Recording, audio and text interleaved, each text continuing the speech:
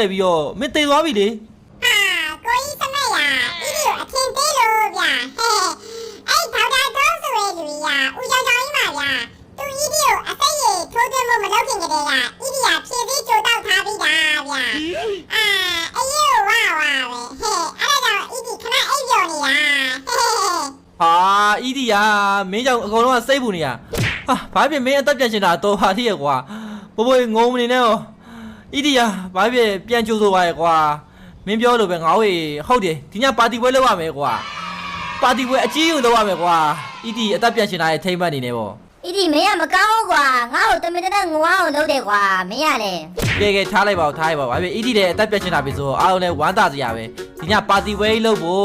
စားစရာတောက်စရာကြီးသွားဝယ်ရမယ်ကဲဦးလေးတို့မီရဲ့အိမ်မှာပဲကျွန်တော်တို့လိုက်ကြအောင်မယ်ဘိုးအီဒီ